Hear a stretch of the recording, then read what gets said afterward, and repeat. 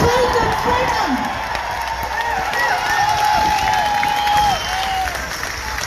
So just as well, if you want to know a little bit of law in Ireland, I thought I would throw it out. And of course, if I'm wrong, I'm happy to be held accountable. But just that in Irish law, whether you're a scientist or a GP or a minister for health or a civil servant or an administrator in your local hospital or someone who owns or manages a care home, or the care home workers or the nurses or the bus drivers or the police or anyone, while they all do great work, they have no legal right to infringe our human rights, our rights under the Constitution, and enforce masks or vaccinations.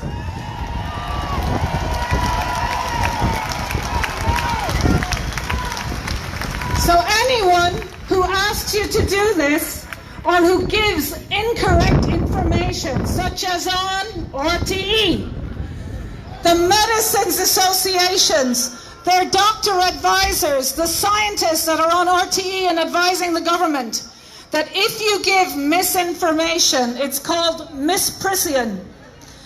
And you can be held personally liable, including under sections 18 and sections 19 of the Criminal Justice Act 2011.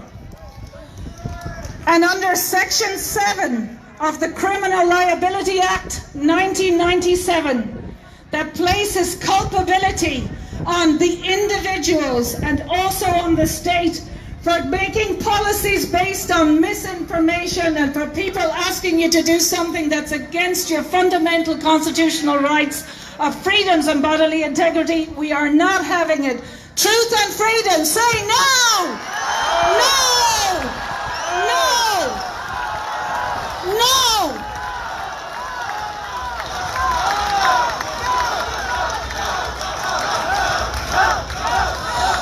So on the 3rd of July 2020, HICWA came out with a report, and while all of the deaths in the care homes were a tragedy, and Dr. De Bruin, who I admire and respect and totally support, is speaking after me, that in the HICWA report they said that up to 800 of those deaths were probably not accountable to COVID-19, but in other countries like America, they said more than half of those deaths were preventable, including in the care homes, and we are not going to have the same type of deaths this winter. So say no!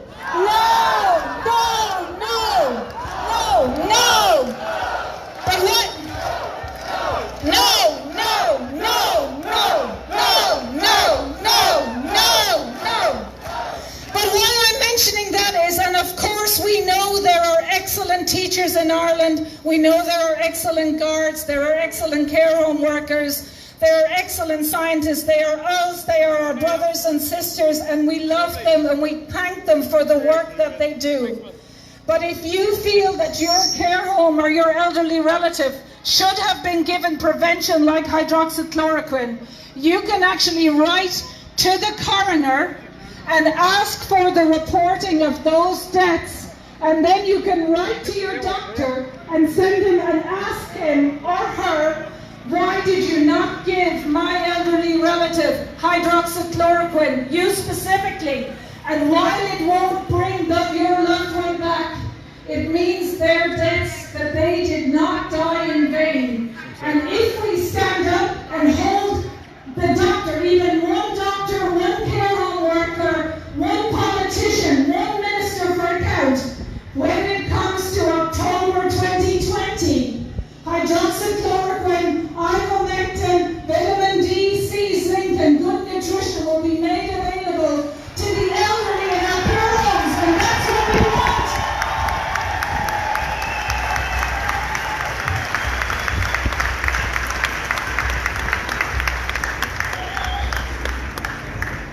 So because I'm invited here, and I'm very proud that I am associated with Health Freedom Ireland, I just wanted to mention a little bit, and first I should say that I am pro-safe vaccines, but I wanted to talk a little bit about vaccines, and I'm happy to be held to account, debated, challenged for what I'm going to say. So, and this is just to pass the information, because if coronavirus and COVID-19 is the same death rate as an annual flu, and if there's a safe and effective prevention and treatment, which is a World Health Organization essential medicines of the world because it's so effective, hydroxychloroquine, then we do not need to lock down the country, but we do also not need compulsory or mandatory vaccinations. So say no! No to mandatory vaccinations! No! No! No! No! No!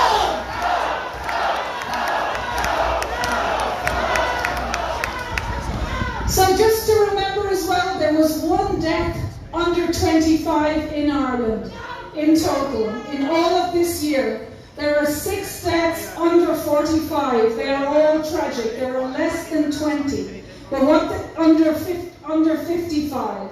But what the government is proposing is to mandatorily vaccinate it. And I have got information that in a reply to a Dole question, government said that they are going to buy 600,000 nasal vaccinations for children between... So there is no death in Ireland under 16, only one death under 25. So they are saying they are going to buy 600,000 flu vaccinations for children between 4 and 12 years old in Ireland in September.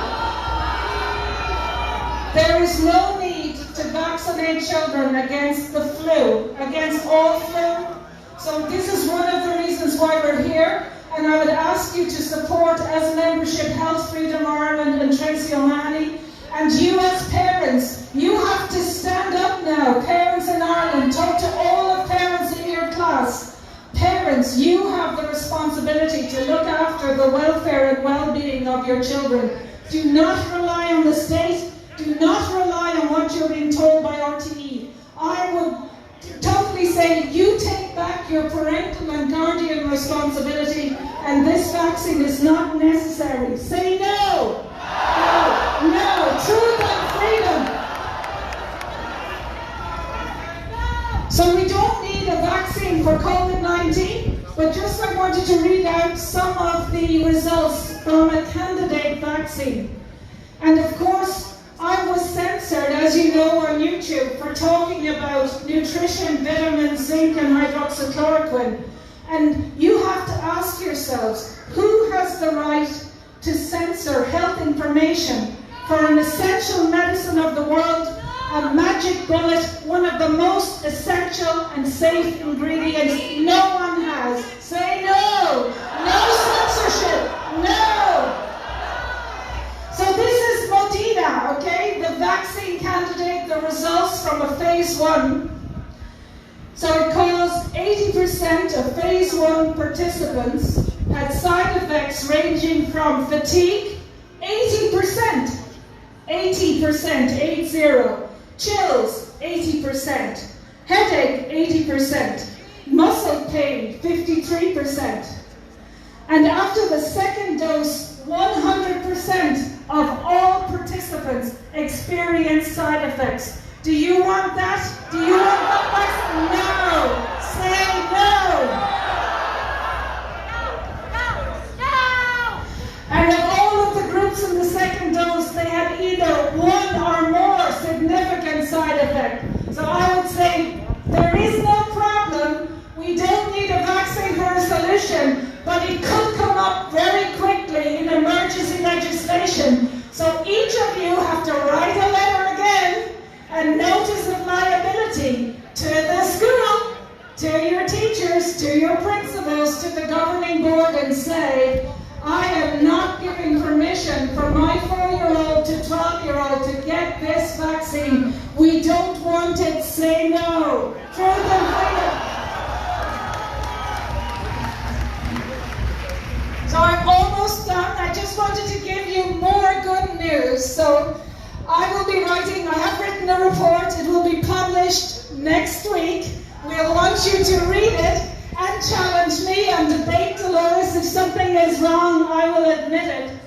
But about 6 weeks ago, I was talking to a lot of the scientists around the world, and actually for the last 3 months, we have been networking on all continents of the globe, and we hold Zoom meetings.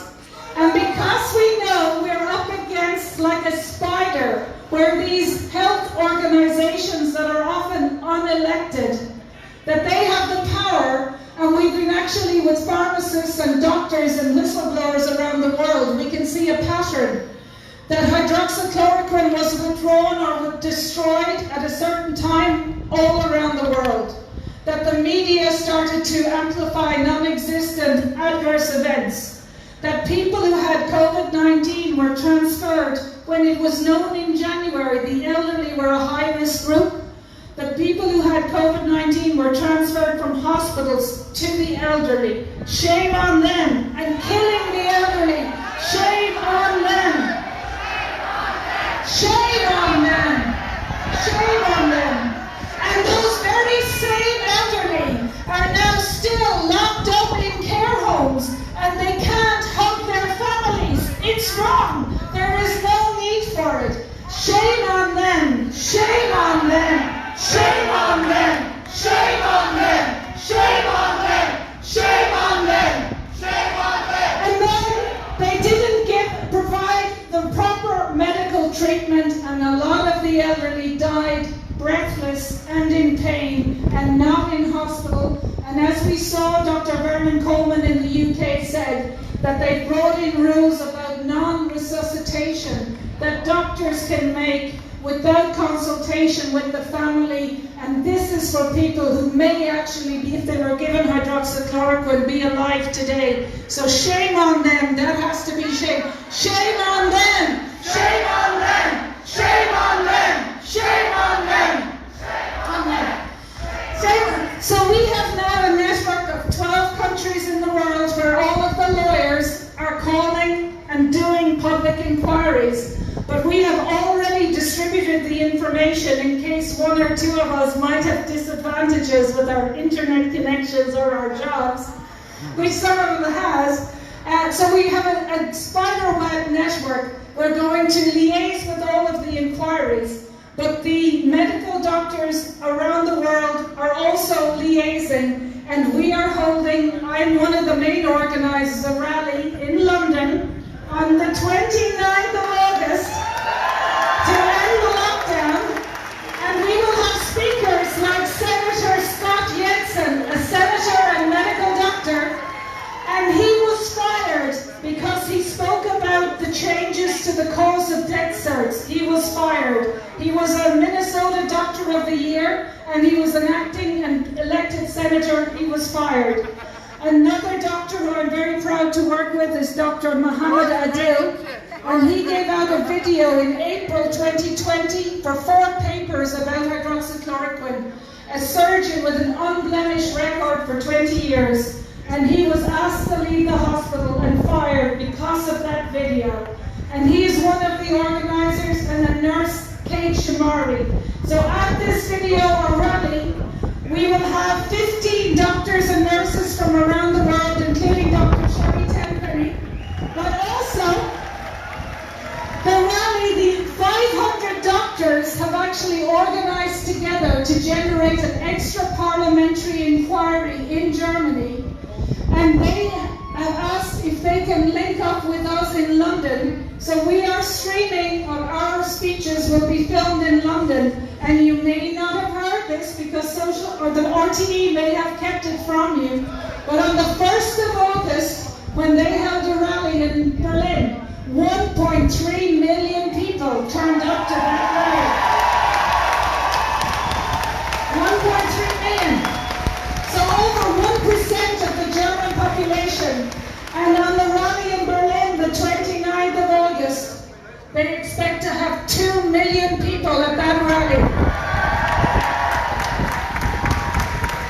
We are also, because of our networking countries, we are simultaneously, I'm organizing rallies in Uruguay, Peru, Argentina, Mexico, and Brazil.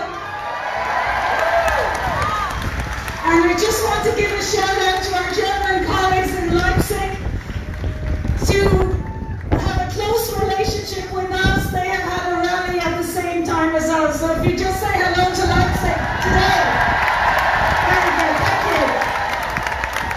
So I just got to finish up just to say you have to leave here today and take responsibility. If you are a parent or a grandparent, you can write to your local school and your local GP to say, we do not want you to destroy the next generation of children, no masks, no social distancing. And you can write to your TDs and to your GPs and say, are you going to prescribe hydroxychloroquine, or to the politicians and the medical organizations, are you going to allow hydroxychloroquine for the elderly and the people that need it for influenza and COVID-19 infections? So truth and freedom, thank you very much. Truth and freedom, thank you very much. Truth and freedom, thank you very much. We are the change. You are the change. We are the change. You are the change. We are the change. You are the change. Thank you. Together we can move mountains. Thank you very much.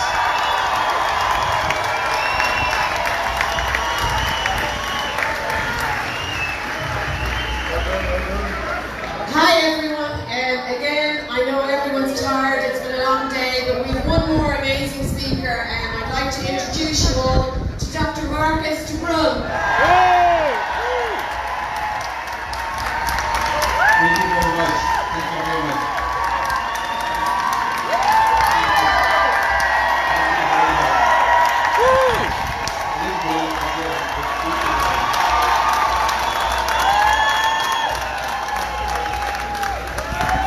Yeah, my name is Marcus Dublin, and I'm a GP, and there was a time when I was proud to say that, and I'm afraid I can't really say that I'm proud to say that anymore. I don't speak for GPs, I speak for myself. And be aware that I am not the only GP in Ireland who's very upset about what's happening to our families, what's happening to our children, what's happening to our society, and what's happening to our lives. I'm not the only doctor in Ireland who's very upset. But medicine is a dangerous place at times, and when you speak out, you're very likely to feel the ire of the Irish media, of people on RTE and the Irish Times, and they can be dangerous and destructive to your family. So I am an angry man, and that's why I'm standing here today, because I'm angry. Before we lose the room of ourselves, I'm also angry at myself for being angry. because anger is dangerous. Anger and social division is what this government has foisted upon the people of Ireland. We are angry. I'm angry at what my children are expected to do. I'm angry at what I'm expected to do. And I'm angry at what's happened to our country and what continues to happen to our country. I resigned from the Irish Medical Council. I was appointed to the Medical Council by Minister Simon Harris because of what happened in the Irish nursing homes. The people who have died in the Irish nursing homes, they died in their 80s, their 70s, their 90s. They were the people who built what we see around us, and they built it at a time when there was nothing. They sacrificed, they worked when there was nothing, and they deserved so much better, but they weren't given it. They weren't given the very, very basics. And at the outset of this crisis, it was all about protecting them. That's what it was supposed to be about. Well, when the virus arrived in Ireland and the nursing homes closed their doors and said, we'll try to protect the people, Minister Harris said, no, open your doors, you're wrong. NPET said, open your doors, you're wrong. But they didn't listen. They kept their doors closed. When the nursing homes pleaded with the government and asked them to provide us with PPE, provide us with oxygen, many of those private nursing homes were told, you're a private entity, buy your own. And when they tried to buy their own, there was none available. It was taken by the government, used up, provided for the hospitals. In the nursing homes, when they desperately needed nursing staff, the nursing staff were sequestered into the hospitals to prepare for the surge. For 3 weeks, when nursing home residents desperately needed to be tested, when people were being transferred, patients transferred from the hospitals into the nursing homes to make way for a surge that never arrived, these people were transferred into the nursing homes without even being tested. And when they arrived in the nursing homes, they were told, you can't be tested because there's a shortage of tests. And the tests were withdrawn from the nursing home sector throughout Ireland for 3 weeks at the height of this crisis. But the government wants to tell us that these people were looked after, that these were mistakes that happened everywhere. Well, I'm sorry, that's not true. On planet Earth, next to Canada, Ireland has the highest rate of nursing home deaths in the world. And if that is not enough to allow those people the dignity of a full, independent public inquiry, then we are not living in a democracy.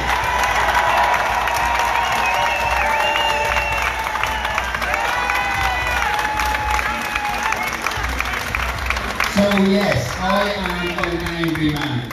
And I speak here as an angry man. I don't speak for the doctors, I don't speak for the government, I speak for myself and my own experience, and I speak for us. And I speak as a father, because I have 4 children. And if this government wants me and wants my wife to send my children into a school where they can't bring their lunchbox, where they have to wear masks, where they have to distance from each other, where the mothers of these children have to deal with the stress of going to work and providing for their families and then coming back and picking up their children from school on odd days or this day or every day, and not allowed to bring lunchboxes and not allowed to enjoy a basic normal upbringing, a basic normal experience of childhood. Please don't tell me there's not something seriously wrong with our society if we allow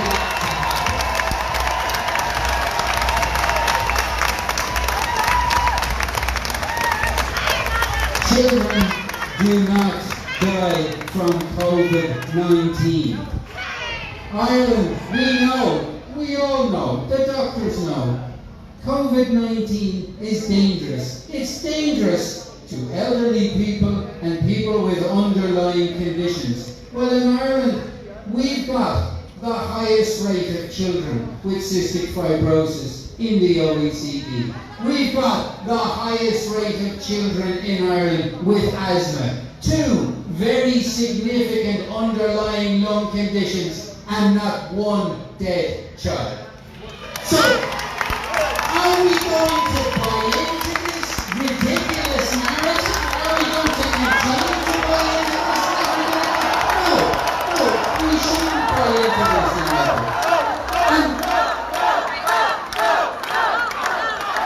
And why are we being asked to wear masks? What is the purpose of the mask? Well, as far as I'm concerned, the purpose of the mask is a distraction. It's to do exactly what we're unfortunately compelled to do. It's to have us talking about masks and not talking about the people in this country who are neglected and have been denied the decency of an independent public inquiry.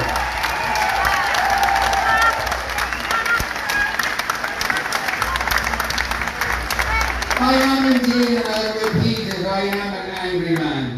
I am most certainly an angry man. And as time goes by and as the truth is exposed, there will be more angry people and more angry people. But when the Oireachtas can have 80 people at a hotel playing golf and having dinner, when those people can include TDs from this country, ministers from this country, members of the Senate from this country, Supreme Court judges from this country, all brazenly flouting the guidelines that they expect us to take seriously? I would ask all of those individuals, who's wearing a tinfoil hat now? What is your conspiracy now?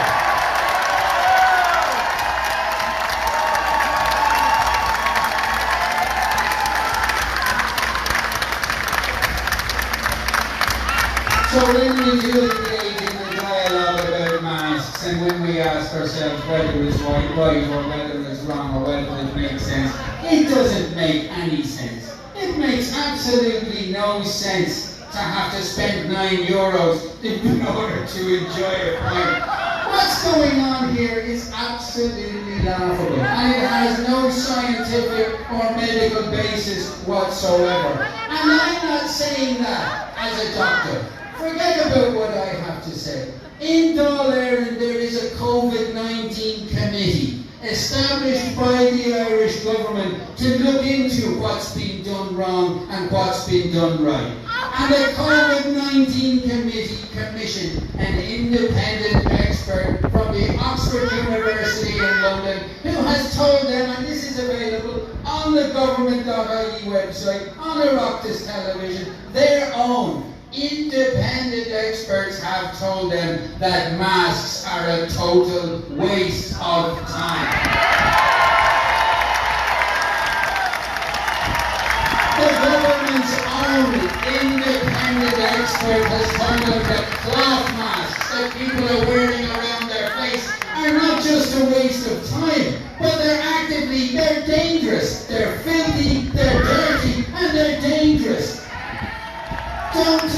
Please don't accuse me or say to me that I'm speaking out against the government, because that's the government's own independent advice. So when we talk about guidelines, and when we talk about the flouting of guidelines, and when we talk about the care of the elderly people, we need to be angry. But we have to be careful, because anger is dangerous. And when we're angry, and when we're talking about masks, we're doing what they want us to do. We're distracted. We're distracted from the people who have died, and we're distracted from the futures of our children. We need to use our democracy. We need to call Micheál Martin to task. He needs to reconvene the Dáil and not dismiss the notion that this is insignificant, or this is something that the government doesn't have to face up to. The government is going to have to face up to things. They're going to have to face up to all of us. And eventually, if we stay strong and if we stay fearless, the government will have to face up to the truth.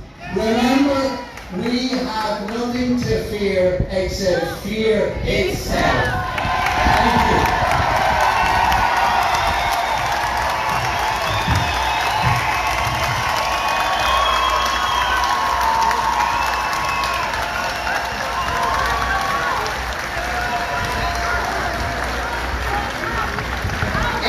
That's the end of all our speakers this evening. I'm going to let Glenn say the final word, but I just want to say thank you so much to all the wonderful speakers here today, and to all of you as well for being so patient. It's been a long day, but it's been an amazing day of information, clarity and empowerment. So let's take that energy, guys, and use it to spread this movement. It's down to each one of us. If we want to create change, we have got to make that change. It's not just going to be left to who's on the stage here or any groups. Each one of us has to empower ourselves. Do what's necessary to create the change. Thank you all again, and wish you a safe journey home. So far. Well, wasn't that fantastic? I want to thank all of our speakers, the organisers, every one of you that came here today. We were going to go for a little walk, but we've been reliably informed speakers. So for the health and safety of everybody here, there are children, mums, daughters. No, not today.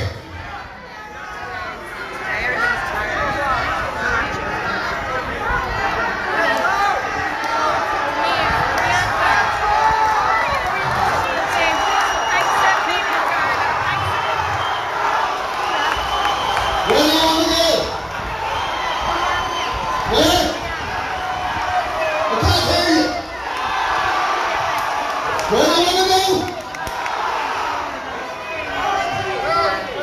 We're not walking 5 miles. No thanks. I don't have a crutch today, so. Okay, listen. In all honesty, where do you want to go?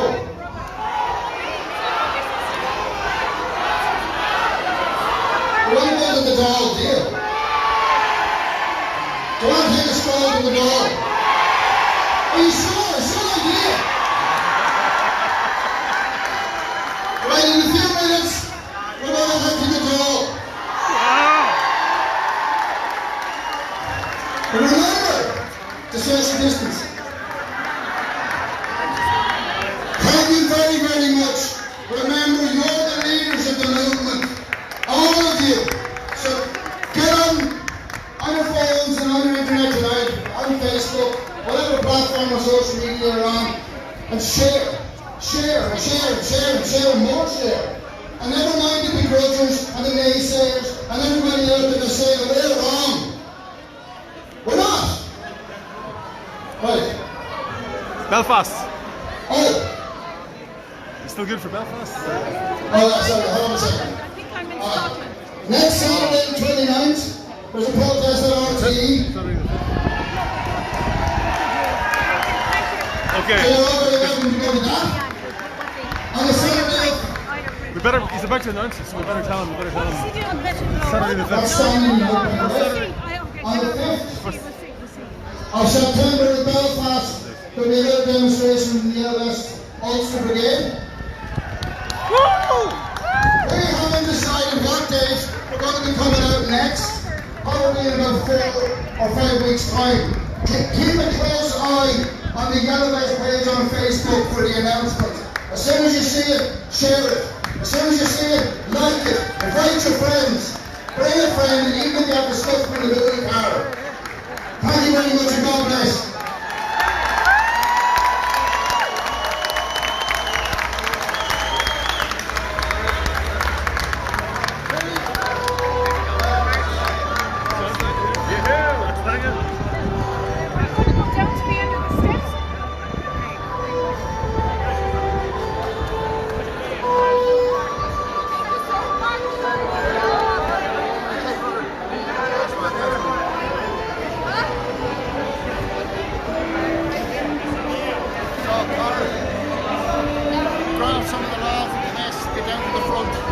That's the thing, yeah, okay. Right, let me turn this off. I'm just going to shut the crowd. Excuse me. Yeah. Quick shot of the crowd.